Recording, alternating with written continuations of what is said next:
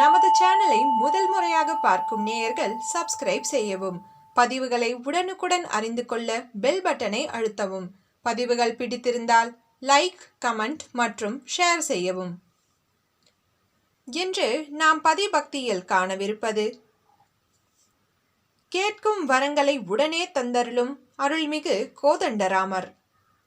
தமிழகத்தின் பல பகுதிகளிலும் ஸ்ரீ கோதண்டராமர் திருக்கோயில்கள் அமைந்துள்ளன.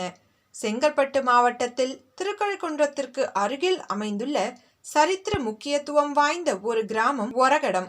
இந்த கிராமத்தில் ஸ்ரீ அகோபில மடத்தின் நிர்வாகத்தின் கீழ் சுமார் 1300 ஆண்டுகள் பழமை வாய்ந்த அருள்மிகு கோதண்டராம சுவாமி திருக்கோயில் அமைந்துள்ளது. ஒரகடத்திற்கு பராங்குசபுரம் என்றொரு பெயரும் முற்காலத்தில் வழங்கி வந்துள்ளது.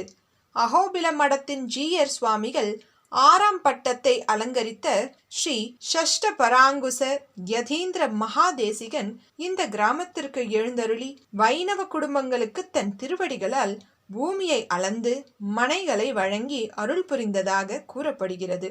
சுவாமிகள் அக்ரஹாரத்தை நிர்மாணித்த காரணத்தினால் பராங்குசபுரம் என்ற காரண பெயர் ஏற்பட்டது.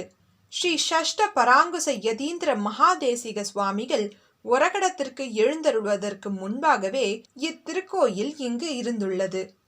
கோயிலுக்கு வெளியே எதிர்ப்புறத்தில் சிறிய திருவடி ஆஞ்சநேயர் ராமபக்த ஆஞ்சநேயராக நின்ற திருக்கோலத்தில் ஒரு சிறிய கோயிலில் அருள்பாலிக்கிறார். அவரை வணங்கி வழிபட்டு திரும்பினால் 3 நிலை ராஜகோபுரம் நம்மை வரவேற்கிறது. கோபுர தரிசனத்தை முடித்துக்கொண்டு உள்ளே நுழைந்தால் அழகிய விளக்கு தூண் காட்சியளிக்கிறது. இதைத் தொடர்ந்து பலிபீடமும் கொடிமரமும் காட்சியளிக்கின்றன. அடுத்தபடியாக கோதண்டராமரை வணங்கிய நிலையில் ஒரு சிறிய சன்னதியில் பெரிய திருவடி கருடாழ்வார் அமைந்துள்ளார். முன்மண்டபத்தை கடந்து உள்ளே நுழைந்தால் அர்த்த மண்டபமும் கருவறையும் காட்சியளிக்கிறது. பழம்பெரும் வாய்ந்த இந்த ஆலயம் பல அரிய சிறப்புகளை கொண்டது. கருவறையில் மூலவர் ரகுநந்தன் அருகே பிராட்டியுடன் ஒரு இருக்கையில் அமர்ந்து சேவை சாதிப்பது வேறெந்த தலத்திலும் காண கிடைக்காத காட்சியாகும். வலது கையில் ஞான முத்திரையை காட்டி யோகத்தையும், இடதுபுறத்தில் பிராட்டியுடன் அமர்ந்து போகத்தையும், கால் மேல் கால் போட்டு அமர்ந்து வீரத்தையும் ஒரு சேர பிரதிபலிக்கிறார் மூலவர் ரகுநந்தன்.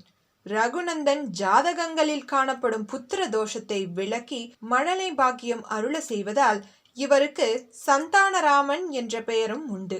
மேலும் மூலவருக்கு அருகில் காட்சி தரும் இளைய பெருமாள் வில் ஏந்தாது கரம் குவித்து காட்சி தருவதும் வேறெந்த தலத்திலும் காண இயலாத அரிய காட்சியாகும். இத்தலத்தில் கருவறையில் தாயார் ரகுநந்தனுடன் ஒரு சேர அமர்ந்து அருள்பாலிக்கிறார். இதனால் இத்தலத்தில் தாயாருக்கு தனி சன்னதி இல்லை.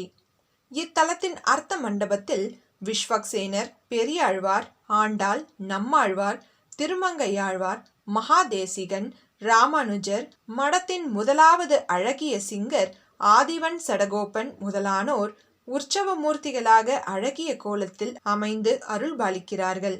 வெளி திருச்சுற்றில் ஆதிசேஷன் சன்னதி அமைந்துள்ளது. இத்தலத்து மண்டப தூண்கள் கலைநயத்தோடு காட்சி தந்து பழம்பெருமையை பறைசாற்றுகின்றன.